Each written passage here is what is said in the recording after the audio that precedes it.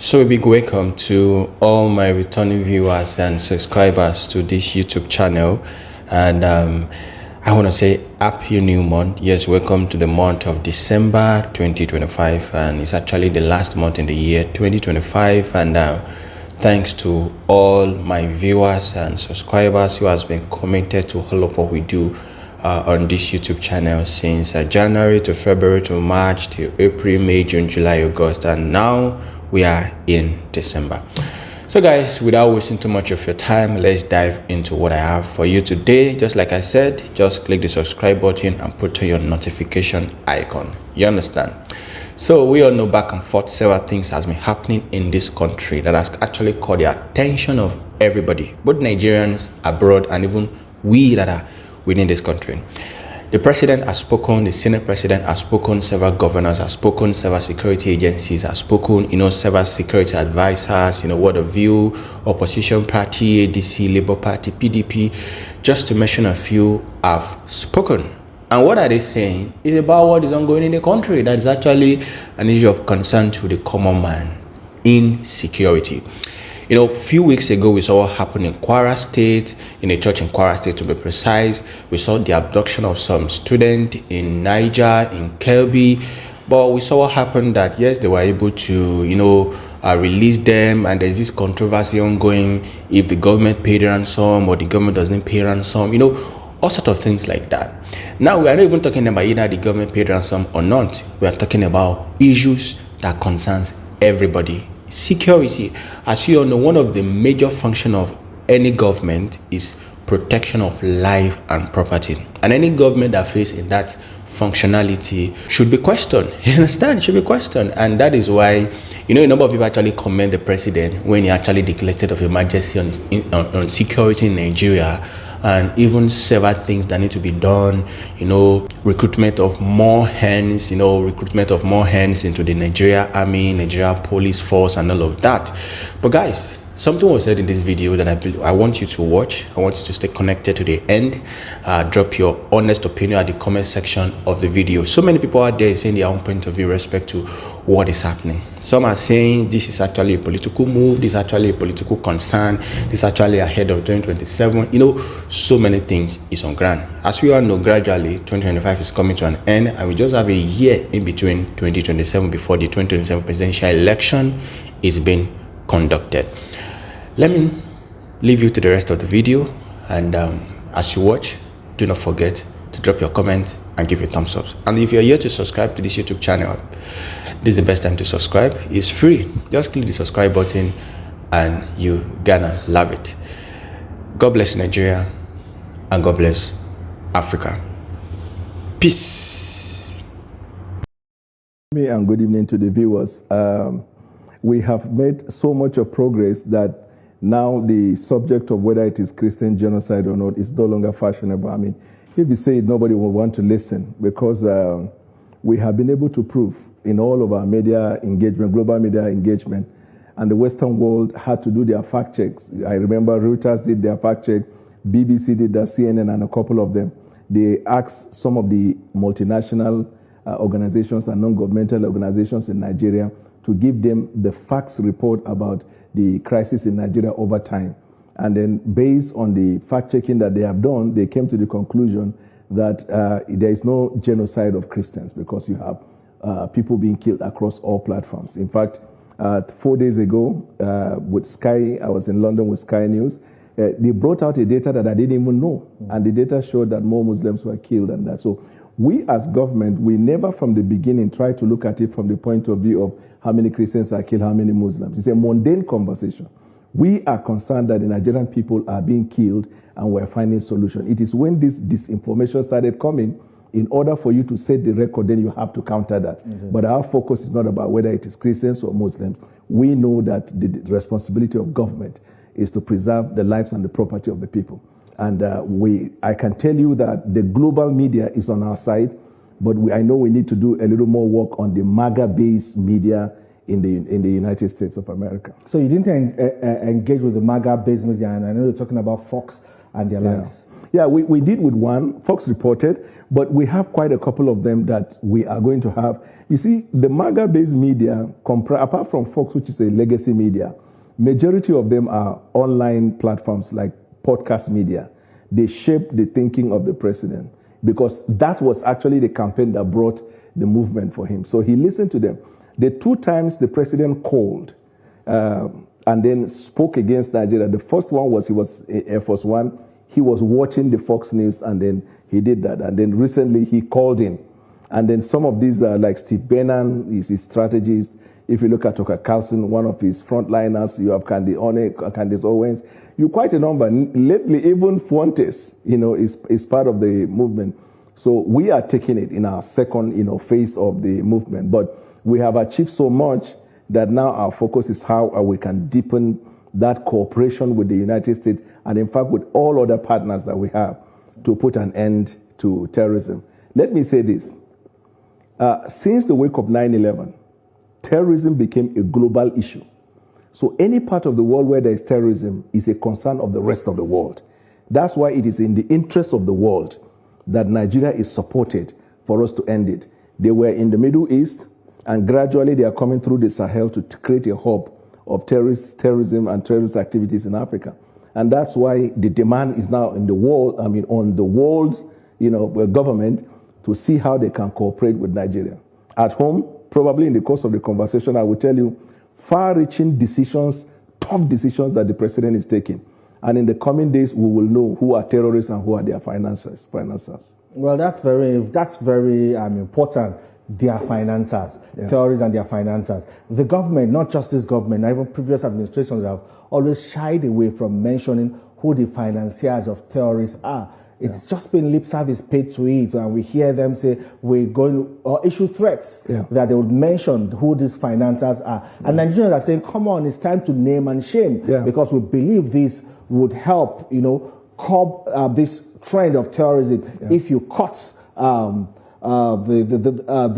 vein that passes the blood, to these terrorist activity. The lifeline of all terrorist activities is finances. That's why not just the United States, the rest of the world try to look at money laundering and terrorism financing. There have been laws in different countries of the world to deal with terrorism financing. When you cut the finances from them, it dies naturally. And it was through terrorism financing that the United States of America was able to end ISIS, because before then, ISIS were getting funding. Otherwise, you will look at ragtag people in the bush, and you see more than 200 of them holding AK-47. How much is it? Sometimes you even see them using high-tech advanced surveillance system, drone system. Where did they get it from? They are not in the city. And then sometimes you see them with military fatigue. Where are they getting it from? Is the financiers. Now, as a country, over time, the people financing terrorism would have been exposed to government. For whatever reason, government hasn't or were not able to take the steps that was required. President Tinubu is not going to tolerate that. You see, because when terrorism thrives, even the legitimacy of your government is threatened. And terrorism does not support the progress of humanity. Anywhere in the world where there is where you see there are terrorist activities, check that country, they will never make progress. You will make one step and you come back two. Now, in Nigeria, that's why what the president decided to do a few days ago when he declared state of emergency was to ramp up. And we have always believed that Nigerians will solve Nigerian problem. That's an emergency in security. Emergency in insecurity, dealing with that. We have limited manpower. Both the soldiers and in the police, we've been saying that, both of which are less than 300 each. And especially the police is less than the recommended police to civil populate ratio, right? So now, police intended to raise 30,000 in recruitment. The president ordered additional 20, so we're going to have 50,000. For the army, I think there is about 20-something thousand. The police that were attached to the VIPs that have now been recalled, sent to the front line after training, are now going to add, I think, about 11,000 or more to the system. The training and retraining of these police officers for the purposes of what we're trying to do will be done in the places where we used to have NYSC, right? Even the Department of State Services have been taxed by the president to also increase the recruitment number and then push people to support the forest guard. Because it is this our porous border that these people thrive from. But in order for you to succeed in that, right, we look at their soft target. Because asymmetric warfare, usually it is taking advantage of soft target. It's not like conventional where you see people on this and this. They will never match Nigeria, right? But when it is asymmetric, you also have to be strategic. Now, for now, they have shown that their soft targets are schools and children. Then second, they look at religious bodies. You know what the president said? With respect to the churches and mosques, they have to raise their security vanguard and become conscious of that. With respect to the school, we now go back to the Save the School program under the office of the School Initiative. It says School Initiative, which is domiciled now in the Ministry of Finance. Now they are bringing the effort to bring back schools that are in outskirts into the city, so into the cities, so we can have them embedded into what we call the mega school, right? Then those ones that are very, very far, local government and far places, they will now be integrated into the unity schools. We're looking at that. All of that is possible because the war of Boko Haram is the war against Western education. And we cannot close schools. Like all over the country, schools are being closed just because of this element. No, we're reinventing ways by which people will continue to learn while we find ways of dealing with this. The Nigerians are worried, and some people are curious, of the sudden surge or spike, in these insecurity issues, these attacks we're seeing across a lot of these kidnappings. Right. A lot of these started coming up after Trump's statement or threats to come and take out Islamic terrorists. Guns are blazing in Nigeria. And people are wondering, why this sudden surge? What really is the trigger? There are two theories. The first theory is that suddenly, when America said they were going to bring military to fight, suddenly we've had back-to-back activities of this terrorism. Is it to provoke America to just come? Not to provoke. It is to justify the need for military invasion. Because our conversation with them is not about military to invade. It's about, let's sit down and see how you can assist us in what we need. If you bring the Navy SEALs or the Rangers, with the tools that we have, they'll be killed like chickens. Let's be honest about it. They have to know our terrain. They also have to be asymmetric war. How do you separate the people in the midst of innocent people? So we know that fundamentally what we need are intelligence-based equipment. Drone system that can go for satellite imaging, right? Imagery, satellite imagery. And then you look at local intelligence, recruiting people so that confidence-building dialogue will bring the people in the villages to government. Some of them provide intelligence to these people. So, and thank God America is understanding that to give us what we need. There might be, who knows, a situation where there will be joint military operation. Everywhere in the world, there can be joint military. But Nigeria has to lead in everything Nigeria is doing. So that's the first theory, to justify why America must come. That's why they keep creating the back-to-back. And there are foreign interests in that. The second theory is, anytime elections are afoot, you find these kind of activities in order to make the government in power unstable, unpopular, so that the Western world or whoever interests are, they will tow towards a direction that the people are looking into. The difference between what happened in the past and President Bola Tinubu is that here you find a man who is not afraid to make tough decisions. When we came, the first problem we were confronted was economy. If you remember that, everywhere economy. We dealt with it successfully. Our import dependency went down, export went up, foreign reserve increased, financial system stabilized, Naira is strengthened. You see some of these things put in place, then they now switch to security. And usually when you migrate to security, then it becomes hydra-headed. Because you have elements identified as terrorists, as bandits, as Boko Haram. Then you have civil populates who have criminal tendency taking advantage of that and going into it.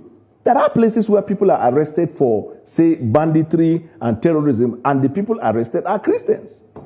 So this is the human element of people within the state that want to take advantage of that.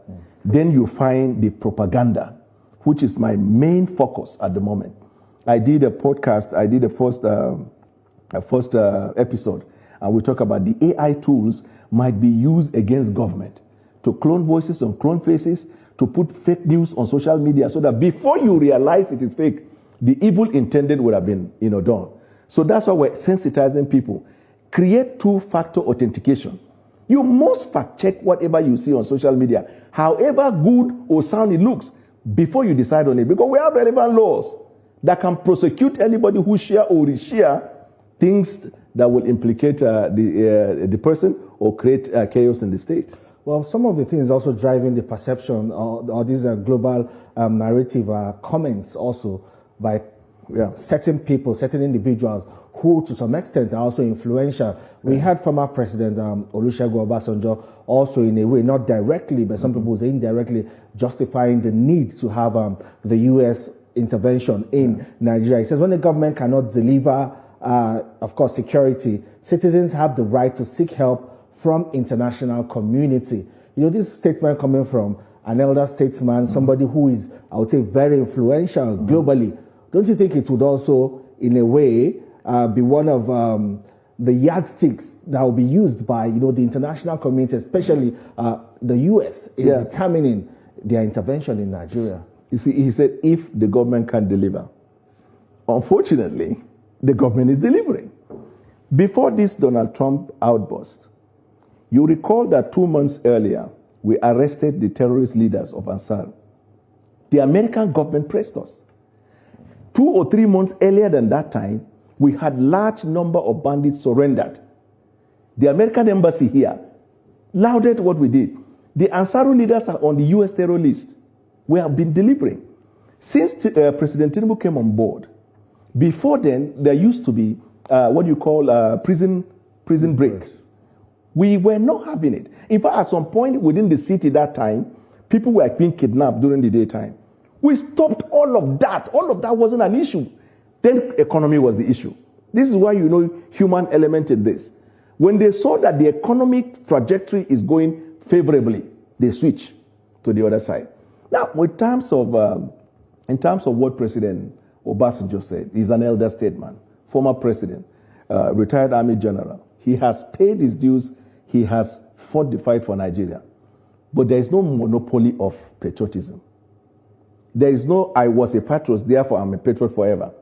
You can stop being a patriot or begin to conduct yourself in a manner that shows unpatriotism. But an elder statement, historically, even in Nigeria, whenever situations like the nation is confronted, that's why we used to have Council of State meeting, so the elders will come together and help. There has never been a time in our history where it is encouraged that former leaders will be the ones inflaming it. But like I said, he has a right to say what he said. The only problem is that he said if the government can't do it, we're doing it. So the premise and the basis for what he said does not even arise. You know, what tough decisions now should Nigeria expect from President Bola Tinubu? Because for citizens, time is of essence, and indeed, time is running out. You said, unlike other administrations, this administration has the balls to name and shame financiers of terrorism. How soon should we expect that? So the process that lead up to arrest or discovery are multifaceted. There is the angle financial transaction. We look at banks that are collaborating with elements like that. We look at other financial institutions that are not bank, as it were. We look at accounting firms that are involved in this money laundering. And then we look at our collaboration with our foreign partners, because if you remember, there was a time intelligence was shared by the United Arab Emirates. So the U.S., showing willingness to work with us will include bringing to us intelligence that will link to those who are financing terrorism. But what I can tell you is that once the government discovers that, either by way of investigation, by way of revelation, or by way of confession, because it can happen in either of those ways, then judge us whether we're able to be firm or not. Nobody will be spared.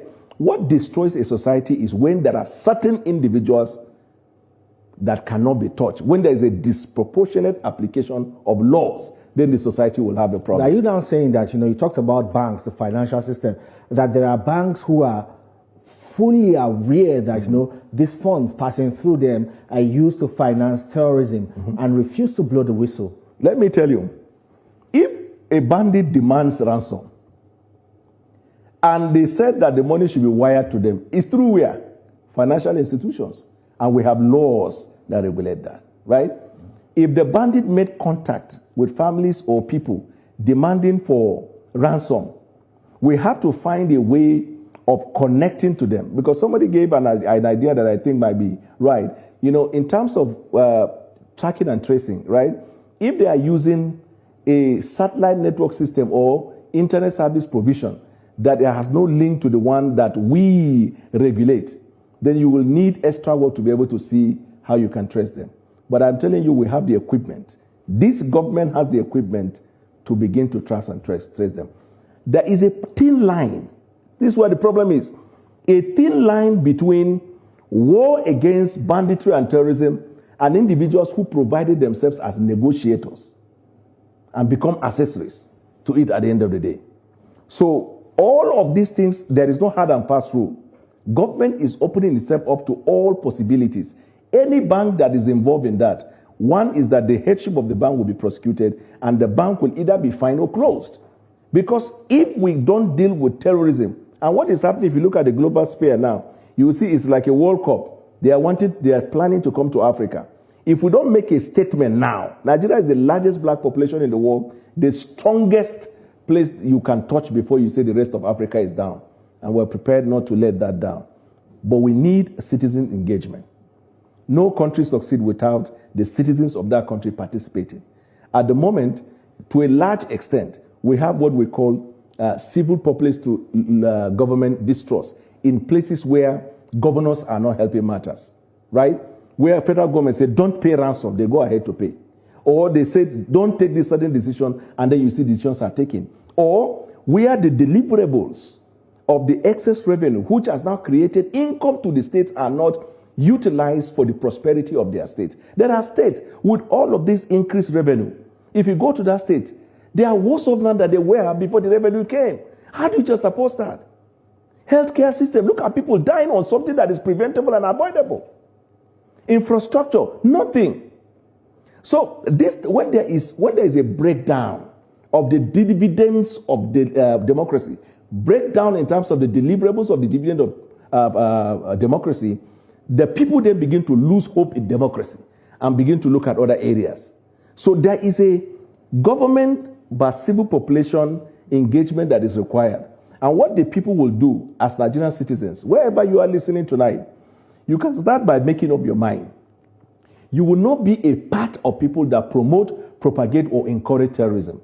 Meaning that you will, if you come across any information that looks like fake news, you will not participate in sharing or resharing or escalating in that. Sometimes you see on social media something that happened 7 years ago. People you think are responsible are sharing it just because you want to demean the government, and especially the opposition. You see, unfortunately for us in our history, we are at the most trying time of our political trajectory where the opposition don't even know their left from their right. Some people say it's karma that APC played the same card when, the PDP was in government. I don't know. Okay, talk about the specifics. If you point at something and say APC did this particular thing. Or just like when the Chibok girls were abducted, it was one major issue that the APC used that even brought it on the ballot. And one of the things that a lot of people say gave them victory. So let me tell you the difference. When Chibok girls were abducted or kidnapped, whatever word that best describes the situation, the government of that day was in denial. We have never been in denial as to realities of what is happening. Have you not heard the president continuously telling the Nigerian people, trust me, we will fix the security. We know what is happening and we feel sad that any citizen of Nigeria escaped. During that time, they said there was no Chibok girls. They said it was a hoax. In fact, it was 2 weeks to election when they shifted it that President Jonathan then decided to go to Borno. Because they didn't believe. This is one fundamental difference. And then the second difference is that they were insensitive with all of the revenue at that time in dealing with that situation. Have you seen what the president is doing? He was to go for an all-important G20 meeting in South Africa to follow up with AU meeting in Angola. He canceled those meetings and sent the vice president so he can focus on Nigeria. Not just that, he tasked all the security chiefs put together and gave a timeline, deadline, and order. If you don't do it, then we will know what to do. Not just that. He sent us around the world to take the Nigerian message. Truth. You see what she said, why we justify what we are saying. Nobody is hiding anything. The world should come and see. Truth is what we are saying. And we took it. Then he sent delegation.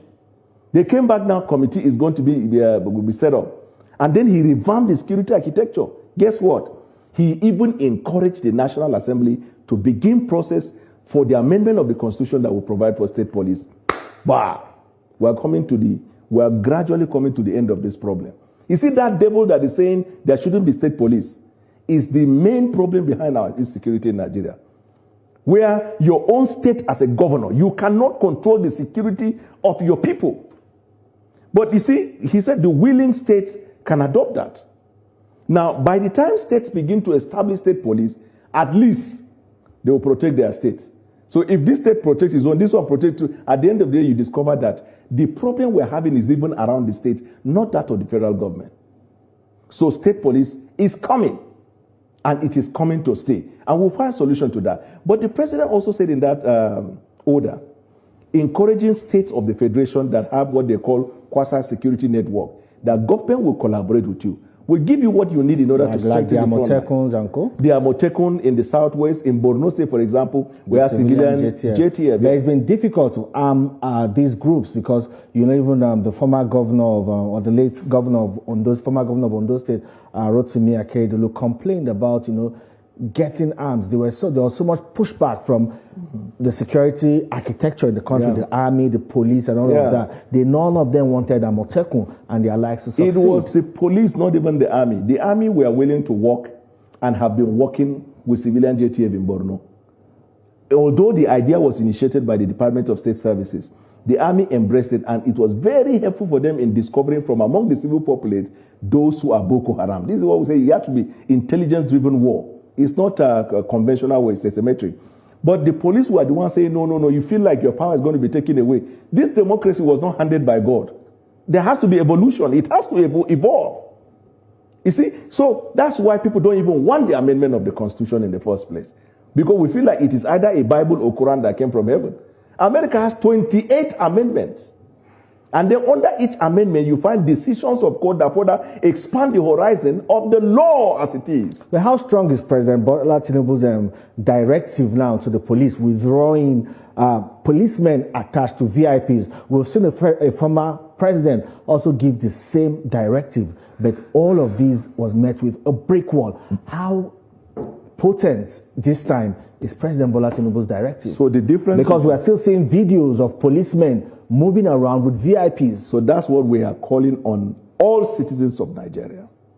If you identify a celebrity, a private sector person, or any person who has the police that by executive order of the president, they were withdrawn, as much as you can capture evidence, whether photograph or video. Will this also include ministers, senators? No. You see, VIPs, the order of the president to withdraw with VIPs is not, in my view, it is not like all encompassing. There are critical people in government that will have one form of security or the other. It could be SSS and not police, right? But the thing is that civil defense are there. That's what the president said. All of these people, civil defense will be there to help you. But police have no business being with you, whether you are in government. Civil defense are there. The police will go to the front line and do the job. So you ask how committed is the president. Now, if we have evidence of violation of the order of the president by anybody, and what I mean by anybody is anybody appointed by the president, because that's where he has the power. Anybody appointed by the president that flouts the presidential order, we are happy to have that information so we can judge whether the president is a man who stands on his word or a president that can be bended by people who undermine the instruction or directive of the president. Anybody, Nigerian people, get the record, get the picture, get anything. Anybody who undermines an order of the president is violating the provision of the Constitution.